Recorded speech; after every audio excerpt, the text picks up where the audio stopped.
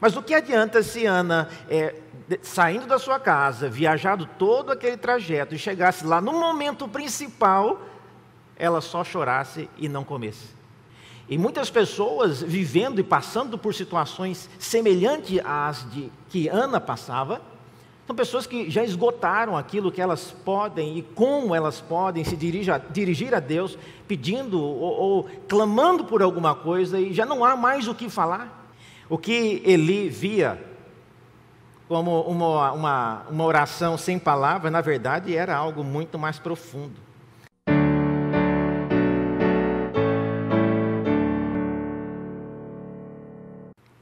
Vamos dar continuidade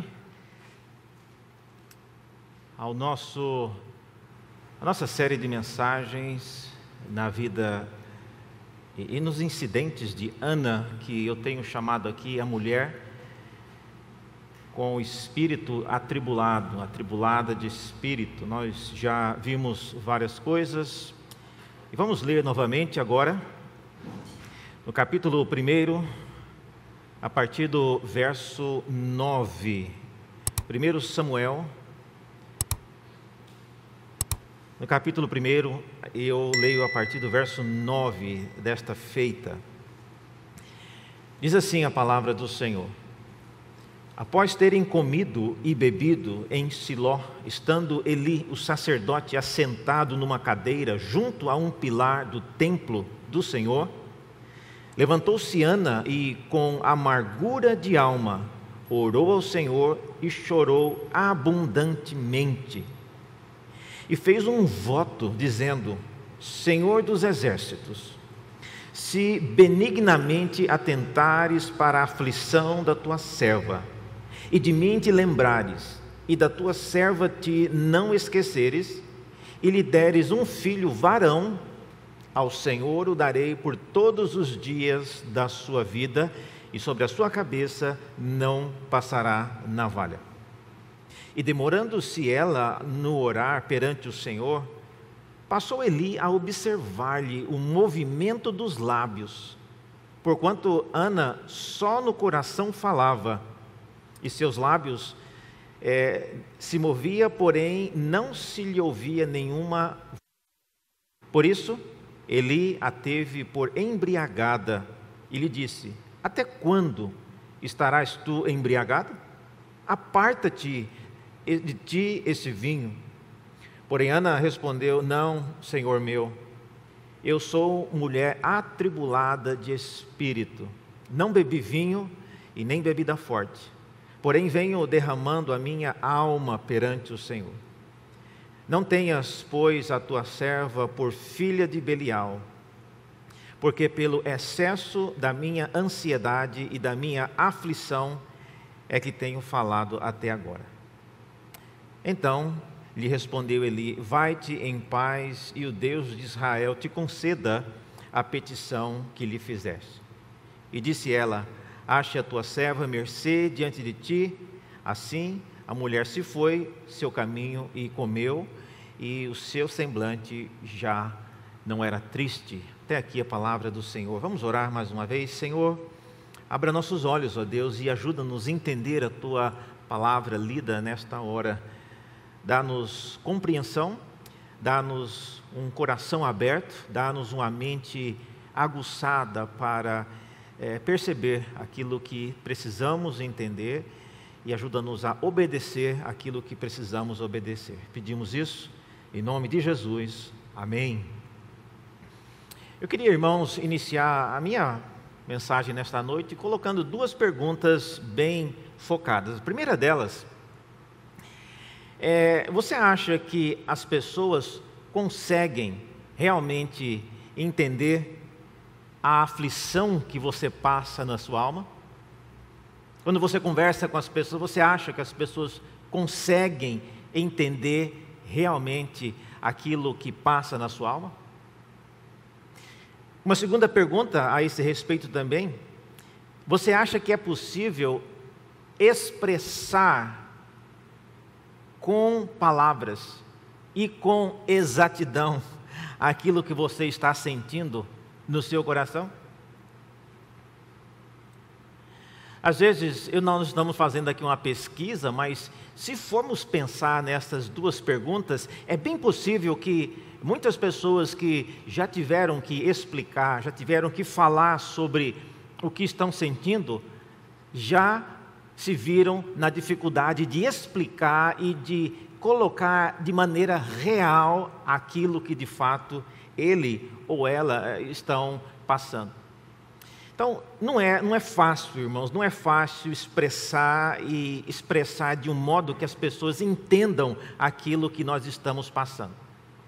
E já de cara, eu diria, você não deve, por causa disso, frustrar por pensar que as pessoas não entendem o que você está passando, porque, de uma certa medida, é realmente impossível que as pessoas que não estão no seu lugar, que não estão dentro da sua mente, entendam aquilo que você está sentindo da mesma perspectiva que você entende.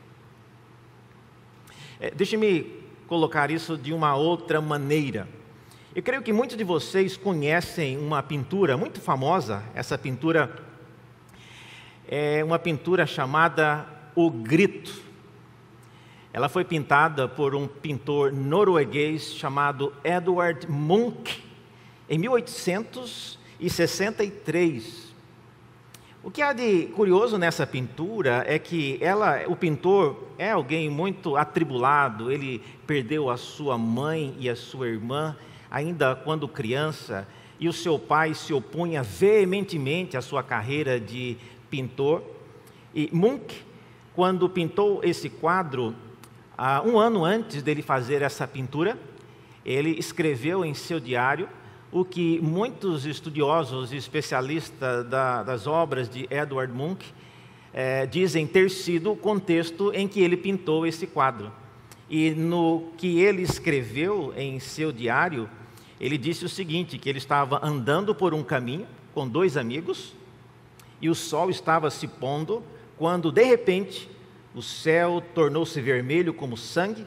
Eu parei, sentindo-me exausto, e me encostei na cerca.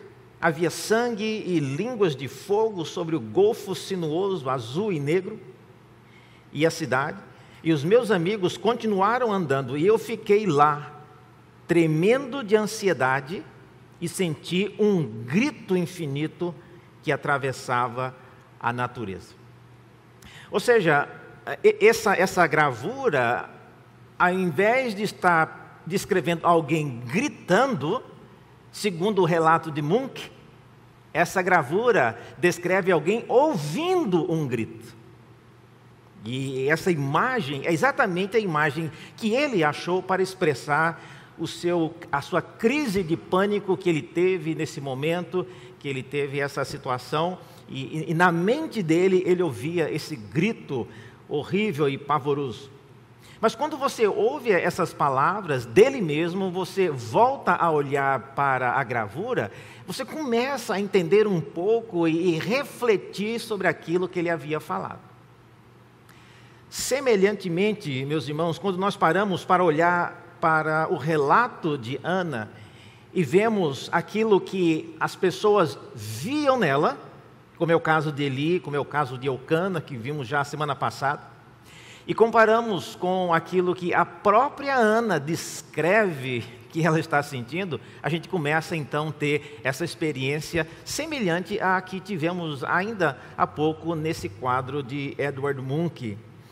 Então, hoje à noite eu queria então falar sobre essas duas imagens. Primeiro, a imagem da aflição de alma pintada por Eli, que é alguém que está olhando a situação de Ana de um ponto de vista de alguém que está de fora.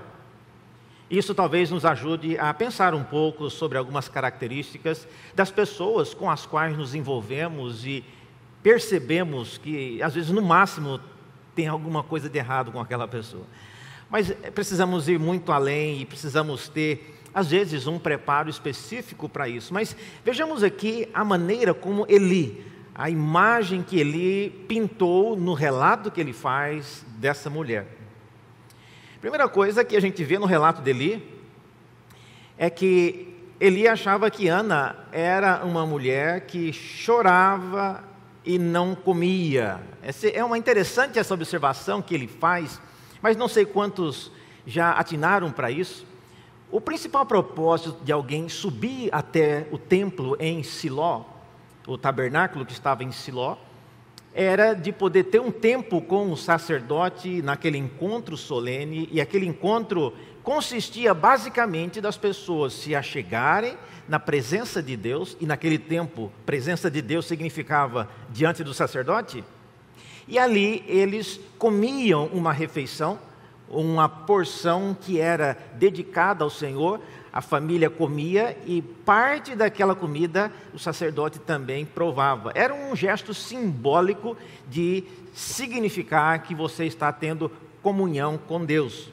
Mas o que adianta se Ana, saindo da sua casa, viajado todo aquele trajeto e chegasse lá no momento principal, ela só chorasse e não comesse? Seria como se durante a ceia que nós celebramos, seria mais ou menos isso, o equivalente, não é a mesma coisa, mas só para que os irmãos entendam a cena, seria como se alguém, depois dos presbíteros terem distribuído, já estivessem lá ao fundo da igreja, e o pastor pergunta, como ele faz tradicionalmente, alguém foi involuntariamente omitido na distribuição, e alguém, uma mulher, levantasse a mão, dizendo que ela, sinalizando que ela havia sido omitida. E um presbítero se deslocasse até a mulher e ao chegar próximo dela, ela simplesmente chorasse, não conseguia nem pegar nenhum dos elementos. E todo mundo está esperando. O pastor está esperando ela ser servida, a igreja está esperando ela ser servida e a mulher não para de chorar. Então você vê que a situação de Ana não é que ela chorava em casa, não é que ela vivia chorando pelos cantos. O momento, a situação em que ela chorava era uma situação específica, era uma situação onde fazia parte de um ritual religioso e ela deveria não chorar, mas pelo menos fazer aquilo para o que ela foi até aquele local para fazer. Então, não comer significa, não é que ela havia perdido a fome, é que ela não conseguia, no momento exato, participar daquele banquete preparado para simbolizar a refeição de comunhão com Deus. Então, como ela fazia isso constantemente, e Eucana menciona isso, por que você chora, mulher? Por que você não come? Não é que ela perdeu a fome, mas é porque no momento certo, nós saímos de casa, viajamos, chegamos aqui, fizemos toda essa preparação, eu lhe dei porção dobrada para você apresentar diante do Senhor, e no momento principal, você só começa a chorar e não come, ou seja, não participa daquela celebração. E eu creio que na visão de Eli, que era o sacerdote que estava ali, juntamente com seus filhos, ele já devia pensar, criar já o estereótipo, lá vem a mulher que chora e não come. Então Ana, certamente, na visão e na pintura que ele faz dela, da sua aflição, ela era uma mulher que só chorava e não comia. Uma segunda coisa que eu vejo, talvez na mente de Eli, é que Ana era uma mulher que chorava e não orava. Outra coisa que fazia parte, os versículos 12 e 13, fala que ela chegava no momento e Eli observou que bem de perto, que ela estava ali mexendo os lábios, mas não saía nenhum som. E por que isso é importante? Não é que havia, irmãos, oração silenciosa e o sacerdote está implicando com a mulher, não é isso. Mas é que aquele momento em particular, era o momento quando Ana, vindo da sua casa para aquele momento especial, e naquela ocasião não se ia à presença de Deus no tabernáculo como nós fazemos hoje, dominicalmente. Geralmente era em períodos mais avançados, uma vez por mês, dependendo da situação, ou em festas especiais. Então era um momento especial, e era um momento não de a pessoa ficar apenas chorando, mas de alguma maneira expressar diante de Deus aquilo para o que ela compareceu naquele santuário, naquele dia. E tanto é que quando Ana finalmente consegue explicar o que ela veio fazer, o sacerdote disse: vai-te em paz, minha filha. Então era isso que ele estava esperando. Mas conforme a narrativa nos informa, por várias vezes Ana nem conseguia expressar o que ela queria. E na visão de Eli, Ana estava atrapalhando a liturgia, porque tinha várias pessoas que queriam, estavam talvez numa fila para poder chegar, aproximar-se do sacerdote e orar a Deus. Veja, eles não estavam orando ao sacerdote, eles estavam orando a Deus. Mas o sacerdote estava ali para ver, por exemplo, se era um voto, o sacerdote olhava e ouvia, mas Ana não conseguia fazer nem isso.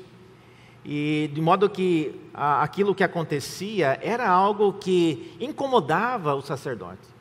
Mais uma vez, isso faz parte da pintura que Samuel está fazendo. Ele não sabe, ele não tem talvez a sensibilidade e não teve o cuidado de perguntar a Ana, de conhecer a história de Ana, mas ele simplesmente taxou-a como alguém que não consegue orar. Chega na hora e começa a chorar e pronto. Uma terceira coisa, ainda mais grave, que faz parte desse quadro que ele pinta, no versículo 16 é dito que ele a categoriza como uma filha de Belial. Tá? Embora a origem e a expressão, a origem e o significado dessa expressão filha de Belial ou filho de Belial sejam incertos, pelo uso que é feito dessa expressão na Bíblia, conforme aparece no versículo 16, é meio fácil você descobrir o significado dela. E certamente não tem a ver com coisas boas. Tá? Posteriormente, nós vamos ver isso depois, mas os filhos de Eli, no capítulo 2, são chamados de filhos de Belial.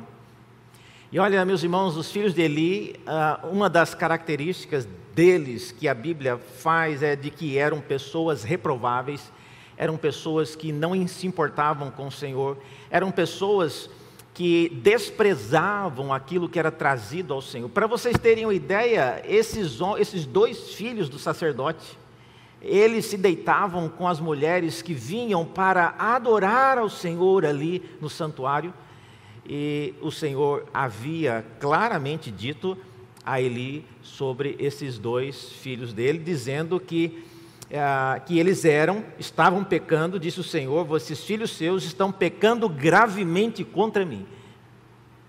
E eles são chamados filhos de Belial. Agora, a pergunta é, qual é a relação que Eli está fazendo entre filhos de Belial ou filha de Belial com Ana? Como é que ele acha que Ana se enquadraria também nessa categoria? Veja, olhando rapidamente o significado de filhos de Belial ou filha de Belial, pelo menos 3 coisas você tem que ter em mente quando você lê ou ouvir essa expressão. A primeira delas é que um filho de Belial, ele não se importa com o Senhor. Tá, mas onde é que entra a pobre da Ana aí, reverendo? Bom, na visão de Eli, o fato dela vir ao templo e não comer, ou seja, tudo preparado, tudo arrumado, a oferta havia sido cuidadosamente preparada, e no momento certo, não é que ela se recusa, mas ela começa a chorar e tudo fica pela metade. Então, na visão de Eli, ele lia isso como alguém que não se importava com o Senhor. A gente sabe que não é isso, irmãos, mas eu estou mostrando aqui o quadro que Eli está pintando dela. Segunda coisa, um filho de Belial, conforme a gente vê em outros locais, era alguém que desprezava a piedade do próximo. E na visão de Eli, quando Ana delongava demais na oração, quando ela chorava demais, possivelmente ela incomodava quem estava do lado. E na visão de Eli, isso aí era um desprezo pela piedade alheia, daqueles que estavam ali no santuário em Siló para adorar a Deus. E por último, um filho de Belial era alguém que desprezava o culto a Deus. Mais uma vez, como é que Eli associou isso com Ana? Na visão dele, é uma mulher que comparece na igreja bêbada, não tem nenhum respeito pela casa do Senhor. Isso na visão dele. Então ele viu que ela tinha traços, ou pelo menos algum indício de que estava embriagada, e se fosse esse o caso, realmente era alguém extremamente mundana, uma pessoa que manifestava um desprezo pelas coisas de Deus. Esse é o quadro que ele pintou. E, olha, a menos que nós conversemos e conheçamos a história das pessoas, é muito difícil, meus irmãos, nós entendermos as aflições das pessoas. Às vezes você acha que você conhece alguém, até que essa pessoa compartilha, até que essa pessoa fala alguma coisa e você fica sabendo que realmente ela tinha toda uma história que eu não conhecia. Eli aparentemente não teve esse cuidado, ele não teve essa sabedoria. Seus filhos jamais não estavam preparados e nem um pouco interessados por isso. Mas essa é a primeira visão que a gente vê. E olhando para a semelhança do que vimos naquele quadro de Edvard Munch, às vezes olhar para aquilo cria uma expectativa que na verdade não é aquilo que realmente está acontecendo. Essa mesma imagem que a pintura do grito ela viralizou, existe agora uma máscara branca que tenta imitar isso, mas hoje a conotação já é outra, de pânico, de alguém gritando, mas originalmente não era essa a finalidade e a intenção do autor. Como é que Ana pinta a imagem do seu sofrimento? Vamos ver agora o quadro pintado por Ana. A partir do versículo 15, Ana começa a falar agora e ela faz o relato dela. Primeira coisa que Ana diz é a respeito do significado do seu choro. Seu choro não é simplesmente um choro de desrespeito, um choro de desprezo, um choro de alguém que não tem respeito pelas coisas do Senhor. O choro de Ana significa que as suas palavras se acabaram, mas o seu sofrimento não. E muitas pessoas vivendo e passando por situações semelhantes às que Ana passava, são pessoas que já esgotaram aquilo que elas podem e como elas podem se dirigir a Deus, pedindo ou clamando por alguma coisa e já não há mais o que falar. E se você já chegou nesse ponto, meus irmãos, não se preocupe, porque a Bíblia fala que os nossos pedidos, eles chegam até Deus por meio do Espírito no formato de sons e gemidos inexprimíveis. E o nosso Deus é um Deus que ouve, e Ele consegue entender as súplicas que fazemos por meio do nosso choro. Ouça bem isso, o nosso Deus consegue entender a linguagem do choro, Ele é capaz de ver os sentimentos embutidos em um choro, Ele é capaz de ver as motivações no choro, de modo que não se iluda, quem não consegue fazer mais nada senão chorar diante de Deus, você já está fazendo uma grande coisa. Diferente das pessoas, como era o caso de Eli, Deus consegue ler o seu choro. Sabe o rei Ezequias, a respeito de quem já falamos recentemente, quando ele foi informado de que a sua enfermidade era terminal, ele orou ao Senhor, os irmãos se lembram disso, Isaías 38, e a Bíblia diz que ele chorou profundamente. E quando o Senhor Deus mandou o profeta Isaías voltar lá e dar uma nova notícia, um novo prognóstico, dentre as coisas que o Senhor mandou o profeta dizer, ele disse o seguinte: olha, diga a Ezequias que eu ouvi as suas palavras e eu vi as suas lágrimas. Então veja, o Senhor se importa sim, o Senhor consegue, Ele considera as lágrimas. Apocalipse, no capítulo 7, fala que o próprio Deus se incumbirá de enxugar dos nossos olhos toda lágrima, daqueles que foram remidos, daqueles que lavaram as suas vestes no sangue do Cordeiro. Então sim, Deus olha, Deus considera e Deus se importa. Ele é capaz de ouvir. Nosso Deus ouve, nosso Deus entende e considera o nosso choro diante dele. Nunca duvide disso, nunca menospreze isso. Uma segunda coisa que Ana mostra nesse relato que ela faz é o significado da sua oração sem palavras, vamos dizer assim. O que Eli via como uma oração sem palavras, na verdade, era algo muito mais profundo. Ana acaba mostrando que ela estava fazendo um voto. E o voto de Ana revela algo surpreendente, porque mais do que um filho, interessante o que Ana propõe a Deus. Ela propõe que se Deus lhe desse um filho, um varão, ela devolveria esse filho ao Senhor pelo resto da sua vida. E ainda promete que não rasparia a sua cabeça, ou seja, não passaria navalha sobre a sua cabeça, simbolizando um voto chamado um voto de Nazireu, um período longo que uma pessoa dedicava aos seus filhos. E o voto de Nazireu tinha várias coisas que estavam envolvidas, mas era um gesto dos pais de dedicar os filhos para alguma obra que o Senhor tinha para eles. E no momento certo, quando o filho crescesse, ele poderia então escolher um dia para cortar toda a cabeleira e queimar diante do Senhor. Basicamente, era isso o voto de Nazireu. E Ana, ao falar isso, ela certamente está pensando nisso.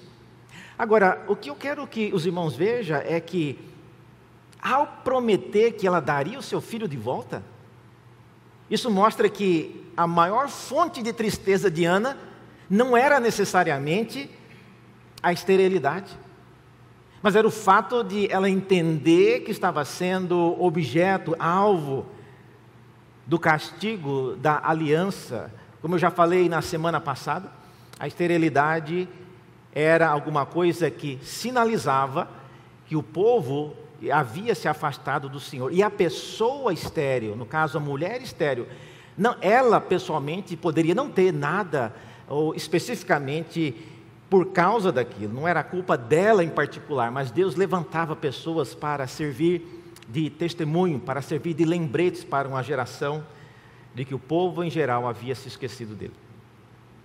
Mas a maior prova que Ana dá, então, do seu temor a Deus, do seu comprometimento, é a sua intenção de devolver um filho ao Senhor. Meus irmãos, eu não sei quantas mães estariam prontas a fazer isso. Deixar um filho no templo, especialmente num templo onde tinha homens como Hofni e Finéias, homens imprestáveis, homens ímpios, e o Samuelzinho, cresceria ali na companhia daqueles dois. E Ana deixaria o seu filho para crescer ali. Olha, isso mostra que Ana valorizava, acima de tudo, o privilégio de estar em paz com Deus, de não ser mais alguém que carregasse o símbolo da maldição de Deus sobre uma geração. Era isso que ela queria. Eu quero voltar a ter paz com Deus, eu quero voltar a ser um ícone da bondade de Deus, o triunfo de Deus sobre a desobediência, e não mais ser alguém que carregue o símbolo da desobediência, do castigo. Repito mais uma vez, isso não significa que Ana em particular tivesse feito algo de errado, mas ela havia sido escolhida como outras mulheres no Antigo Testamento para apontarem para isso. Eu não tenho como dizer, irmãos, que o que funcionou para Ana fazer essa proposta para Deus: Senhor, se o Senhor me der um filho, eu prometo devolvê-lo ao Senhor. Eu não tenho como dizer que as pessoas que não conseguem se engravidar, se fizer uma promessa semelhante, olha, se o Senhor me der um filho, eu vou entregá-lo na igreja de Santo Amaro, o pastor Geimar vai cuidar dele para o resto da vida. Eu não sei se isso agradaria a Deus e funcionaria da mesma maneira que funcionou com Ana. Mas uma coisa eu posso dizer, e eu digo com certeza: Ana demonstrou com o seu pedido ter uma satisfação muito maior em viver em paz com Deus do que a satisfação de ser mãe e de criar o seu filho. Eu vejo a atitude dela, e semana que vem nós veremos mais sobre isso. O cântico de Ana revela algo surpreendente dessa mulher. Mas o voto dela, então, é algo que nos deixa pensando sobre as motivações do seu coração. Mais do que um filho, ela queria estar em paz com Deus, ela queria iniciar uma nova história, ela queria ser alguém conhecida, não como uma pessoa que carregava um símbolo da maldição, mas alguém que carregasse um símbolo do triunfo e, por incrível que pareça, ela se tornará. O cântico de Ana vai ser posteriormente quase que repetido por Maria no Novo Testamento, quando do nascimento de Jesus. Olha só. Em terceiro lugar, ainda, uma coisa da pintura que Ana faz da sua situação, o significado da sua aparente embriaguez.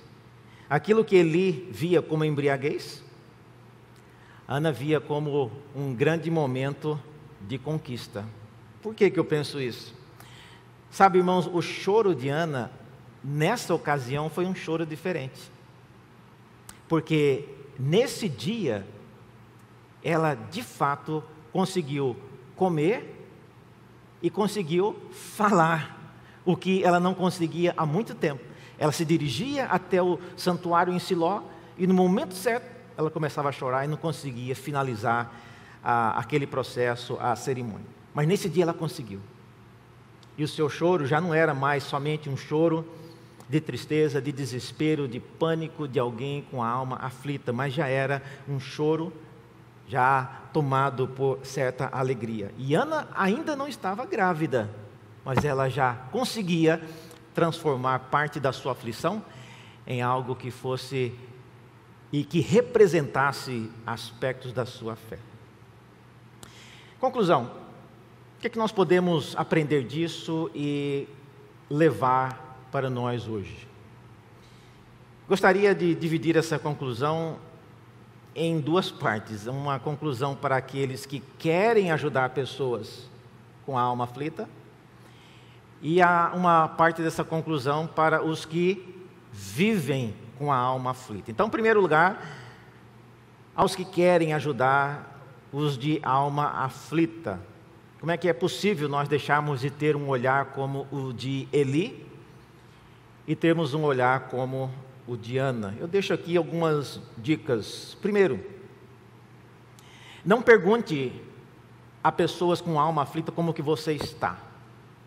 Geralmente, quem está com a alma perturbada não consegue dizer como elas estão. E também, em alguns casos, quando você pergunta como que você está, geralmente a pessoa não está querendo saber como você está.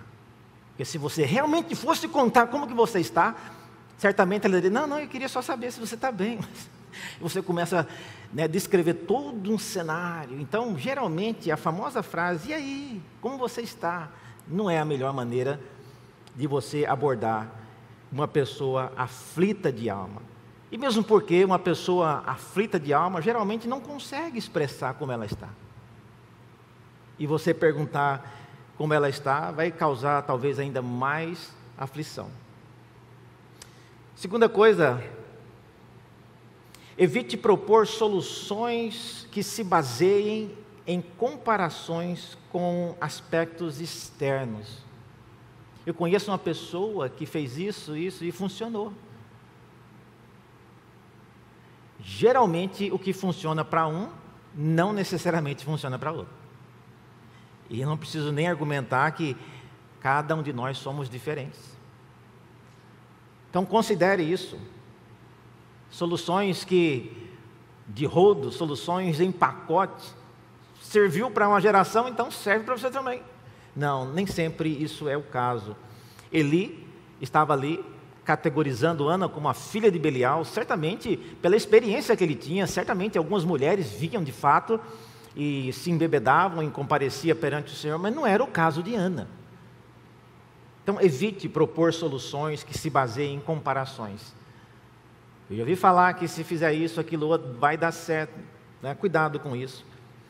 Terceiro lugar, uma dica para quem quer ajudar: conheça a história das pessoas. Melhor do que perguntar como está, é você dedicar um tempo, quando você tiver tempo.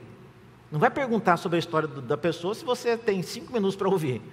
Não, crie um momento, crie uma oportunidade que você possa gastar tempo, mas conheça a história das pessoas.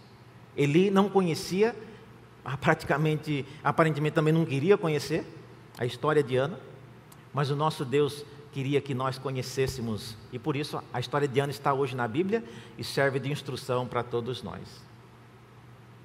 Agora, as pessoas que possuem uma alma aflita, pessoas que têm passado por tribulações, algumas coisas que eu gostaria de deixar com vocês.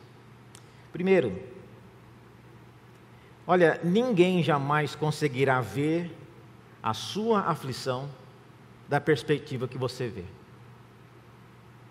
Ninguém. Só Deus. Então, eu digo isso porque, às vezes, as pessoas que poderão te ajudar não necessariamente precisam entender perfeitamente o que você está passando. Porque é impossível. Eucana, ele fazia o que ele podia. Levava Ana até o santuário, lhe dava oferta em dobro, mas não funcionava. Mas ele fez isso por vários anos. Até que Deus ouviu a oração de Ana. Então pense nisso. Muitas pessoas vão querer te ajudar, mas não elimine como uma possibilidade, a pessoa não entende exatamente o que eu estou passando. Olha, ninguém entende. E olha, eu ouso dizer que às vezes nem você mesmo entende o que é que você está passando. Então, seja generoso, seja generosa, seja sábio, procure ajuda com quem realmente pode te ajudar, pessoas tementes a Deus, mas lembre-se disso, ninguém jamais irá entender o que você está passando da perspectiva que você vê. Segunda coisa, não tenha receio e nem vergonha de chorar diante de Deus. Mas nunca desista do alvo maior, que é substituir o choro com palavras de fé e de esperança. Não faça do choro uma rotina para a sua alma. É importante chorar. Deus entende o nosso choro, mas o objetivo nosso não é viver chorando para sempre. Ana, depois desse momento, ela irá falar, é o famoso cântico de Ana, nós veremos isso depois. Então é importante você ter um momento de choro, mas você prosseguir a vida. Ter um momento também de colocar em palavras aquilo que você está passando, de um modo que você possa instruir outros, ou até pedir ajuda de maneira mais concreta. Terceiro lugar, considere a possibilidade de sua aflição estar sendo usada por Deus para ensinar outros. Olha, muitas vezes a gente não pensa nisso, e a gente pergunta e busca e faz uma varredura na nossa vida e pensa, meu Deus, eu realmente não mereço isso, ou eu não entendo porque eu estou passando por isso, e de fato às vezes não mereceria ou não precisaria, mas a gente nunca sabe quem Deus está ajudando ou como aquilo que nós estamos passando está interferindo na vida de várias pessoas, especialmente se você é alguém que faz parte do povo de Deus. E olha, se você é alguém que passa por dificuldades, é importante, com guardadas as devidas proporções e a discrição, mas que as pessoas saibam, para que elas vejam que de fato aquela pessoa está passando por aquilo, mas ela é alguém que é temente a Deus, é alguém que tem procurado estar na casa de Deus, e eu aqui não passo nem pela metade do que ele passa ou do que ela passa, estou aqui capengando na fé. Então considere a possibilidade de Deus estar usando a sua aflição para ensinar outros. E por último, jamais se esqueça que o nosso Senhor foi descrito como um homem de dores, e que sabe o que é sofrer. É esse Deus a quem nós oramos. Ele é um homem de dores e Ele conhece a sua dor. Eu queria que você pensasse nisso, enquanto você fizesse essa caminhada do choro a palavras que reflitam e que expressem essa esperança que nós temos num Senhor, num Deus, que é um Deus um homem de dores, seu filho é um homem de dores e alguém que sabe o que é sofrer. Vamos orar mais uma vez, vamos baixar as nossas cabeças, pedir que Deus aplique essa palavra em nosso coração.